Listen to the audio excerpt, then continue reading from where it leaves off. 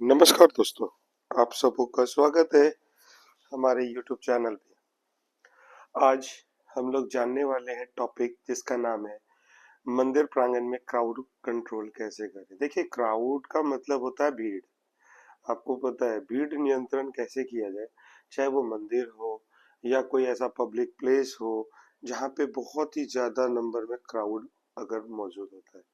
तो जैसा कि मैं आपको बताने जा रहा हूँ कि सबसे पहले अगर हमारे को ये चीजें पता होनी चाहिए कि क्राउड जो होता है उसको कंट्रोल कैसे करते हैं। तो देखिए, इसमें सबसे पहले आपको योजना और तैयारी बनानी पड़ेगी। योजना और तैयारी का मतलब क्या है? देखिए, आप अगर प्लानिंग नहीं करेंगे तो आप नहीं कर पाएंगे कुछ भी। तो प्लानिंग में क्या है, जैसे अगर हम बात कर रहे हैं किसी मंदिर के लिए, तो मंदिर में ध्यान देने वाली बातें क्या होती है कि भीड़ के प्रवाह को समझे। यानी भीड़ जो आ रही है, जो क्राउड आ रहा है, उसका जो प्रवाह है उसको समझना पड़ेगा। जैसे कैसे आप समझ पाएंगे? सबसे ज्यादा व्यस्त समय आप देखते होंगे कोई भी ऑर्गेनाइजेशन या कुछ है, उसमें एक पीक टाइम होता है जिसमें कि क्या होता है कि बहुत ही ज्यादा मूवमेंट होता है। जैसे आपके यहाँ पे अगर आप देखें कोई मंदिर वगैरह, जैसे सुबह खुलने के टाइम पे, जब क्लोज हो रहा होता है तब के टाइम पे, तो ये सब जो समय होता है इसको हम व्यस्त समय, यानी कि सबसे ज्यादा क्राउड कौन से टाइम पे होता है। क्लियर है? दूसरा, अगर हम बात मंदिर के लिए कर रहे हैं तो बहुत सारे लोगों को आपको पता है कि किसी भी अच्छे कार्य को करने के लिए सबसे पहले क्या करते हैं, वो भगवान का दर्शन करना चाहते हैं। तो ऐसे टाइम पे क्या है ना, कुछ एक जो फेस्टिवल है या त्योहार है, त्योहारों के दिनों में जो है सो भीड़ बहुत ज्यादा हो जाती है। और कोई विशेष पूजा के समय को जाने, जैसे कि मान लीजिए कहीं पे कृष्ण जन्माष्टमी, जैसे अगर हम लोग बात करें पूरा मथुरा वृंदावन की अगर हम बात करें, तो इस समय पे क्या होता है, कृष्ण जन्माष्टमी के समय पे, होली के समय पे और बहुत सारे जो त्योहार हैं उनमें क्या होता है, बहुत सारे भक्त की भीड़ जो है सो उमड़ती है। भीड़ उमड़ने का कारण होता है उनको उस दिन मंदिर में भगवान के दर्शन करना। तो ये सबसे पहले आपको पता होना चाहिए कि वह कौन से दिन है जिसमें कि मंदिर में सबसे ज्यादा क्राउड आता है। नंबर टू कहता है भ्रम और भगदड़।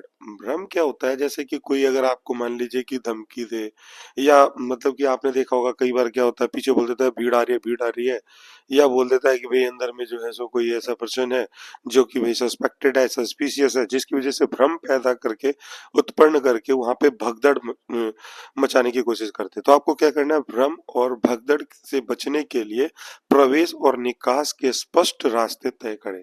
देखिए क्या होता है ना, कि अगर आपके यहाँ पे प्रोमाइसेस में क्या होता है, एंट्री और एग्जिट अगर आपका जो है सो सेपरेट है, तो उस केस में क्या होता है, ऐसी स्थिति में अगर कभी भी कोई अगर ऐसी कोई सिचुएशन, सबसे पहले बात तो हो ना अगर होती है, तो वो सारे के सारे जो ना एंट्री और एग्जिट जो रूट है वो स्पष्ट होने चाहिए। नंबर थ्री क्या होता है, अपेक्षित भीड़। जो आने वाली भीड़ आपको दिख रही है, जैसे कि मान लीजिए आपको पता है लगभग आपके यहाँ पे 1 लाख दर्शन होते हैं, 2 लाख दर्शन होते हैं। उस 2 लाख का जो मान लीजिए 40 to 50% है, वो कौन से टाइम में होता है, अपेक्षित भीड़ कितना हो सकता है फेस्टिव टाइम पे, इसका। और विशेष व्यवस्थाओं के लिए मंदिर प्रबंधन के साथ समन्वय बनाए रखें। जैसे कि देखिए अगर हम बात करें सिक्योरिटी की टीम के अंतर्गत, तो क्या होता है, मंदिर के मैनेजमेंट जो है उनके साथ आपको समन्वय रखना पड़ेगा कि अपेक्षित कितनी भीड़ होने की संभावना हो सकती है। ठीक है ना? तो ये चीजें हैं। नेक्स्ट आता है दिशा निर्देश, यानी कि जो भी कंपनी के द्वारा आपको दिशा निर्देश दिए गए हैं उसका पालन करें। दूसरा, कतारों और प्रतिबंधित क्षेत्रों के लिए उचित संकेत सुनिश्चित करें। कतार यानी कि देखो भीड़ आ रही है, भीड़ को अगर आप वैसे छोड़ेंगे तो दिक्कत होगी, तो उसको पंक्तिबद्ध यानी कि लाइन के तौर से आप उसको और प्रतिबंधित क्षेत्र यानी वैसे क्षेत्र जहाँ पे कि हर एक व्यक्ति का जो एंट्री जो है सो प्रतिबंधित होता है, या प्रवेश उनका जो है सो प्रतिबंधित होता है, वह उचित संकेत को आप सुनिश्चित करें, जिससे कि वहां पे वो क्राउड ना जाए, जिसको खाली कराने में आपको दिक्कत हो। दूसरा क्या होता है, भीड़ नियंत्रण उपाय। आपको भीड़ और नियंत्रण उपाय करने पड़ेंगे। जैसे भक्तों को व्यवस्थित तरीके से मार्गदर्शन करने के लिए बैरिकेड्स, रस्सियां और कतार प्रणाली का उपयोग करें। आपने देखा होगा क्राउड आता है, क्राउड किधर से भी आ सकता है और किधर को भी जा सकता है।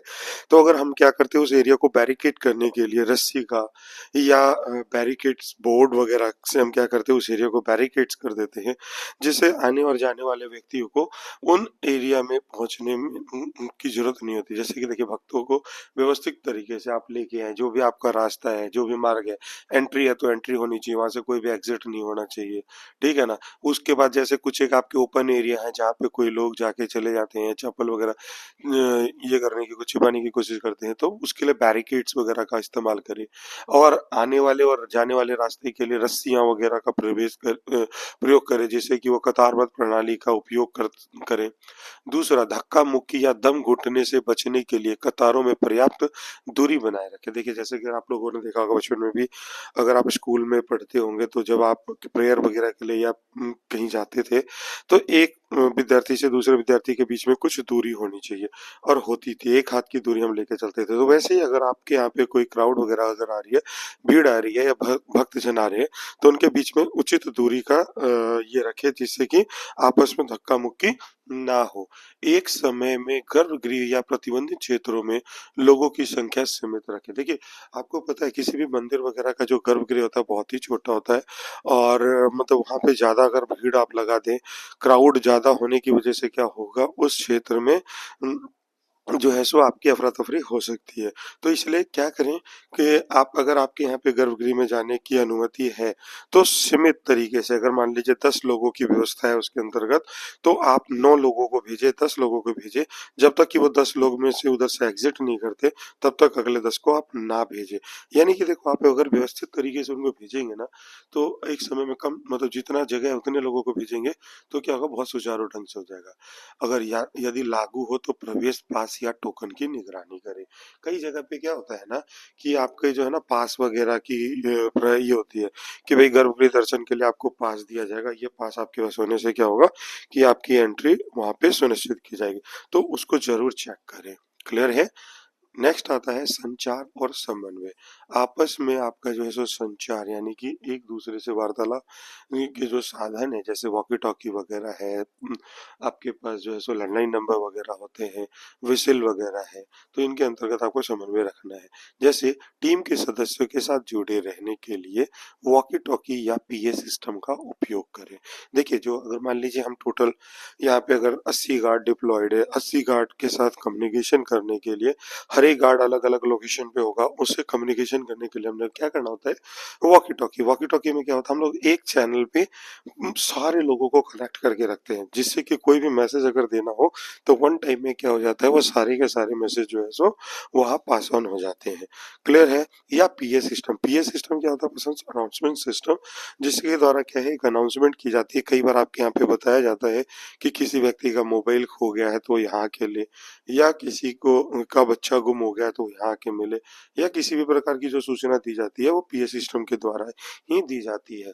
दूसरा, भक्तों को विनम्रता से निर्देश दे कि भाई ये नहीं, गुस्सा नहीं करना, लड़ाई नहीं करना, उसको डराना नहीं, धमकाना नहीं, धक्का मुक्की ना करे, हाथ से उनको स्पर्श ना करे, छुए नहीं, शांत और सम्मानजनक भाषा का प्रयोग करे। राधे राधे आप जो है सो यहाँ से आगे चलें, राधे राधे यहाँ से हट जाएं, राधे राधे यहाँ ना बैठे, राधे राधे यहाँ ना सोए। तो आप वहां पे अगर आपत्तिजनक भाषा का प्रयोग नहीं करेंगे और सम्मानजनक भाषा का प्रयोग करेंगे तो बढ़िया रहता है। दूसरा, बड़े आयोजन या त्योहारों के दौरान पुलिस या स्थानीय अधिकारियों के साथ संबंध करें। देखिए, क्या होता है ना, कई बार क्या होता है, बहुत बड़े बड़े फेस्टिवल में बहुत ज्यादा क्राउड होने की संभावना होती है। ऐसी स्थिति में क्या करना है कि वहाँ के जो लोकल पुलिस वगैरह है, तो ये काम आपका नहीं है, ये काम मैनेजमेंट का है। वो उनके साथ मतलब कि संबंध स्थापित करती है, ताकि जिससे कि क्या हो, किसी भी प्रकार की समस्याओं का सामना ना करना पड़े, वो उनको जो है सो तो उनके द्वारा रेक्टिफाई किया जा सके। नेक्स्ट आपका आता है सुरक्षा और आपातकालीन तैयारी करना। देखिए, सुरक्षा और आपातकालीन तैयारी की क्यों जरूरी है? आपको अगर वहाँ की सेफ्टी नहीं करेंगे और आपातकालीन स्थिति से निपटने के लिए अगर आपके यहाँ पे कोई टीम नहीं होगी तो क्या होगा, बहुत बड़ा नुकसान हो सकता है। तो इसमें क्या है, सबसे पहले आपातकालीन निकासों की पहचान करें और सुनिश्चित करें कि वे बिना किसी रुकावट के हो। आपको पता है क्या होता है, कई बार है ना, हमारे पास क्या है, फायर एग्जिट रूट या इमरजेंसी एग्जिट रूट होते हैं, बट उसका हम लोग रोजाना ओपन और क्लोज नहीं करने की वजह से जितने भी कंपनी के स्क्रैप वगैरह होते हैं उन एरिया में डाल देते हैं। अब उस एरिया में डालते ही क्या हो जाएगा, आपने डाला, अब पता चला इमरजेंसी हुई, जब तक हम उधर गए तो वो स्क्रैप से भरा होने की वजह से वहां से जो है सो एंट्री और एग्जिट जो है सो नहीं कर पाए। तो आपको हमेशा ध्यान देना है, ये आपके पास क्लियर इंस्ट्रक्शन है कि आप जब भी अगर आपके यहाँ पे अगर ऐसी कोई आपातकालीन के लिए जो दरवाजे वगैरह दिए गए हैं उनके आमने सामने किसी भी प्रकार का अवरोध ना हो। अवरोध नहीं होगा, रुकावट नहीं होगा तो उनको किसी भी प्रकार की दिक्कतों का सामना नहीं करना पड़ेगा। प्राथमिक चिकित्सा किट और अग्निशामक यंत्र आसानी से उपलब्ध रखें। देखिए, आपके पास क्या है, फर्स्ट एड बॉक्स होता है। फर्स्ट एड बॉक्स आपको दिया ही इसलिए जाता है कि अगर किसी भी प्रकार की अगर कोई इमरजेंसी आती है, जैसे कोई किसी का कट वट लग जाता है या कुछ जल जाता है छोटा मोटा, तो उसको हमारे पास जो प्राथमिक उपचार बॉक्स होते हैं उनके द्वारा क्या कर सकते हैं, हम उनको प्राथमिक उपचार दे सकते हैं। वैसे ही अग्निशामक यंत्र आपको मैंने बताया भी है। अग्निशामक यंत्र यानी कि आग बुझाने वाले यंत्र हमारे पास जो है सो दो प्रकार से, एक होता है first aid of fire fighting equipments, जैसे कि आपका फायर एक्सटिंग्विशर हो गया, फायर बकेट हो गया, फिर ये जो है सो फायर ब्लैंकेट हो गया, फिर से आपका ये जो चीजें हैं ना, ये आपको क्या करते हैं, इसको सुनिश्चित करके रखना है कि समय आने पे इसको तुरंत आसानी से उपलब्ध किया जा सके, ठीक है ना। फिर उसका संदिग्ध वस्तुओं या व्यवहार के प्रति सतर्क रहें। अगर आपको कोई सस्पेक्टेड पर्सन नजर आ रहा है, कोई संदिग्ध वस्तु नजर आ रही है जो कि आपको लग रहा है कि मे बी हो सकता है कि एक्सप्लोसिव डिवाइस हो या कोई लावारिस बैग हो, वो किसी ने छोड़ दिया, तो देखिए, बतौर सुरक्षा कर्मी हमारा काम होता है, हर एक लावारिस वस्तु हमारे लिए क्या होती है, लुक लाइक अ बॉम्ब। हम उसको ट्रीट करते हैं बॉम्ब के तरीके से। तो ऐसी अगर स्थिति कोई उत्पन्न होती है तो तुरंत उस एरिया को बैरिकेड करें। बैरिकेड करने के बाद आपने क्या है, उस जगह से भीड़ को नियंत्रित करें, ताकि उसके बाद अगर मान लो अगर आपको लगता है सस्पेक्टेड, तो आपके जो सीनियर अधिकारी हैं उनको इसके बारे में सूचित करें और उनके द्वारा जो है सो बीडीएस टीम वगैरह को जो है सो संपर्क में साधा जाए, ताकि वह आके सुनिश्चित कर सके। वहाँ पे उनके पास डिटेक्शन सिस्टम होता है जिसके द्वारा क्या हो जाता है, उस वहाँ पे वो डिटेक्ट कर पाते हैं कि उसके अंतर्गत क्या है, बॉम्ब है या कोई नॉर्मल सी चीजें हैं। क्लियर है? ऐसी स्थिति उत्पन्न होती है तो आपको इन चीजों का ध्यान रखना पड़ेगा। निकासी योजना बनाएं और घबराहट की स्थिति से निपटने का तरीका जाने। देखिए, निकासी योजना, अगर मान लो आपको पता चले कि अभी आपके यहाँ पे 50,000 आदमी भीड़ में, अब 50,000 आदमी को अगर हम एकल गेट यानी कि सिंगल वाले गेट से अगर हम एग्जिट कराएंगे तो हमको उसको खाली कराने में अगर एक व्यक्ति 10 सेकंड लगाता है तो 50,000 आदमी को खाली कराने में आपको 5 लाख सेकंड का टाइम लगेगा। अब मेरे कहने का मतलब है, तो हम क्या करें, निकासी योजना पहले से बना के रखें कि अगर अगर ऐसी इमरजेंसी होती है तो मुझे गेट नंबर 1 के साथ गेट नंबर 6 को खोलना है, 3 को खोलना है, जिससे कि भीड़ को तुरंत वहां से तोड़ा जा सके और निकाला जा सके। क्लियर है? घबराहट की स्थिति से निपटने का तरीका, अगर ऐसा कोई पैनिक सिचुएशन है तो उससे निपटने का तरीका आपको पता होना चाहिए। क्लियर है? नेक्स्ट आता है संवेदनशीलता और अनुशासन। देखिए, संवेदनशीलता आपको इसलिए जरूरी है कि देखो, अगर धार्मिक भावनाओं और रीति रिवाजों का सम्मान करें। देखिए, अब क्या है, अब मंदिर है, वहां पे अगर आके आप बोलेंगे कि मंदिर में आके बोलेंगे ये मुर्दाबाद ऐसा है, ये ऐसे मतलब कि अभद्र भाषा का प्रयोग करेंगे जिससे कि मतलब कि उसकी गरिमा, उसकी धार्मिक स्थिति को मतलब कि ठेस पहुंचे। तो वही कहता है, धार्मिक भावना और रीति रिवाजों का सम्मान करें, चाहे किसी भी धर्म का हो, हिंदू हो, मुस्लिम हो, सिख हो, ईसाई हो, तो उनको सम्मान करें। ऐसा नहीं है हम अपने की सम्मान करें और बाकी की बेइज्जती करें, ऐसा कुछ नहीं होना चाहिए। क्लियर है ना? श्रद्धालुओं के साथ कठोर व्यवहार या बहस से बचे। देखिए, श्रद्धालुओं के साथ कठोर व्यवहार क्यों? आप देखो, आप सिक्योरिटी टीम हो सकता है आपके यहाँ पे 100, 50, 60 गार्ड हो, लेकिन अगर हम बात करें एक पॉइंट पे तो सिंगल गार्ड होता है या 2 गार्ड होते हैं या 3 गार्ड होते हैं, और क्राउड का कोई चेहरा नहीं होता, भीड़ का कोई चेहरा नहीं होता। दो अगर आप किसी एक के साथ बहस करेंगे, दो के साथ बहस करेंगे, तो क्या होता है उस केस में स्थिति यह उत्पन्न हो जाती है कि पूरी भीड़ आपके ऊपर हावी हो जाती है। तो इसीलिए हमेशा उनके साथ सम्मानजनक भाषा का प्रयोग करें, बहस ना करें, प्यार से बात करें, बोले राधे राधे यहाँ से भीड़ वाले एरिया से हटे, राधे राधे यहाँ पे शूज ना खोले, राधे राधे आप, तो उनसे क्या होता है उनको और किसी को टच करने से आप बचे।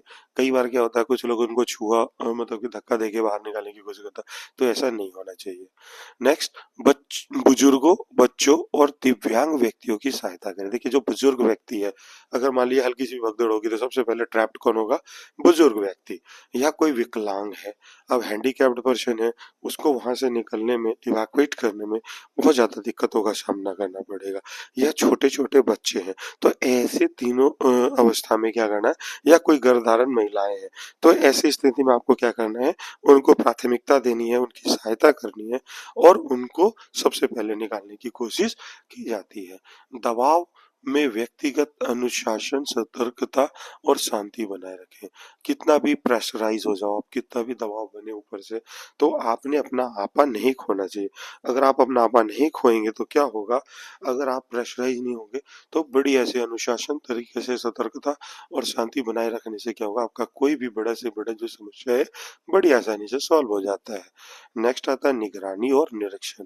देखिए भीड़ को है ना, अगर आप जो भी आ रही है भीड़ की आवाजाही है, उस पर अगर आप नजर रखने के लिए सीसीटीवी सिस्टम का इस्तेमाल करते हैं, तो वही बोल रहा है कि भीड़ की आवाजाही, देखो पर्सन क्या है, आप तलाशी में रह जाते हो, 1, 2, 4, 5 गार्ड होते हैं, बट क्या है ना, भीड़ के मूवमेंट से भीड़ क्या कर रहा है नहीं कर रहा है, कोई ऐसा तो नहीं पार्सल वगैरह लेके आ रहा है और यहाँ छोड़ने की कोशिश कर रहा है, कहीं ऐसा तो नहीं कुछ ऐसा काम कर रहा है जो कि आपको लग रहा है कि संवेदनशील है, तो आप तो नहीं कर पाओगे। बट सीसीटीवी जो मॉनिटर कर रहे हैं, हमारे जो सीसीटीवी ऑपरेटर होते हैं, उनके पास इसकी जो है सूचना जाती है और तुरंत वो वॉकी टॉकी के द्वारा या गोपनीय तरीके से आपसे ये बात आपको मैसेज पहुंचाया जाता है। क्लियर है? रणनीति बिंदु जैसे कि प्रवेश द्वार, गर्भगृह, दान पेटी आदि पर गार्ड तैनात करें। देखो जहाँ पे भी प्रवेश द्वार है, अगर आप एंट्री पे गार्ड नहीं रखेंगे तो क्या होगा, एकदम से भीड़ आएगी, पहले में वो क्या होगा, भगदड़ की स्थिति उत्पन्न होगी, लड़ाई हो सकता है, झगड़ा हो सकता है। अगर वहां पे सुरक्षा कर्मी, सिक्योरिटी पर्सन अगर अवेलेबल है, तो क्या करेगा, वन बाई करके एक एक आदमी को अंदर प्रवेश देगा। दूसरा क्या होता है कि आपको दान पेटी, अगर दान पेटी है तो वहाँ बहुत ज़्यादा कैश होने की संभावना होती है, तो वहाँ पे भी आप सिक्योरिटी को तैनात करें ताकि कोई भी व्यक्ति उसको लूटपाट करने की कोशिश ना करे, उसके ताले वगैरह को तोड़ने की कोशिश ना करे। ठीक है? गर्भगृह, गर्भगृह में क्या होता है, हर एक भगवान की प्रतिमा तो ऊपर होती है, बट उनका अस्तित्व जो है सो गर्भगृह के अंतर्गत रखा जाता है, जो पूजनीय होता है, जिसमें सभी लोगों की जो है सो अंतर एंट्री नहीं होती है, बैन होती है, या कुछ लोगों को कुछ कुछ कर करके हम वहाँ पे ये कराते हैं। इतना ज़्यादा स्पेस नहीं होता जो कि एकदम से बहुत ज़्यादा लोग वहाँ पे, तो ऐसी जगहों पे, ऐसी प्रतिमाओं की जगह पे उनको टच करने की कोशिश या वहाँ पे बहुत देर तक रहने से रोकने के लिए अगर कोई प्रयास कर रहा है, तो उसको हटाने के लिए वहाँ पे सुरक्षा कर्मी की नियुक्ति बहुत जरूरी होती है। संभावित भीड़ भाड़ या जोखिम का पता लगाने के लिए परिसर में नियमित रूप से गश्त करें। देखो संभावित भीड़ भाड़ आपको लग रहा है कि भाई इतना भीड़ है, या जोखिम का पता लग रहा है जो है ना, कि अगर इतनी भीड़ है तो क्या खतरे हो सकते हैं, क्या क्या नुकसान हो सकता है, इसको पता लगाने के लिए ना परिसर के नियमित रूप से गश्त करें। अगर आप अपने परिसर में नियमित रूप से गश्त करेंगे, तो आपको अगर ऐसा कोई अनऑफेंस वर्क या कोई कार्य अगर नजर आ रहा है या कोई ऐसे पार्सल वगैरह नजर आ रहे हैं, तो आप देख पाएंगे और बड़ी आसानी से इससे निपट पाएंगे। क्लियर है? तो निगरानी और निरीक्षण बहुत जरूरी है। क्लियर है? नेक्स्ट, आपको ये जो चीजें आपको पता होती है, तो आप बड़ी आसानी से किसी भी ऑर्गेनाइजेशन के अंतर्गत जो भी आपका है कंट्रोल, बड़ी आसानी से आप कर पाएंगे। इसीलिए मंदिर प्रांगण में क्राउड को कंट्रोल करने का ये सबसे सरल और सुगम तरीका है। आशा है आप सभी को यह जानकारी अच्छी लगी होगी। कृपया करके आप सभी से रिक्वेस्ट है कि इस टॉपिक को सुने। अच्छा लगे तो इसको लाइक करें, शेयर करें, कमेंट करें और अगर हमारे चैनल पे नए हैं तो इसको सब्सक्राइब करें। धन्यवाद।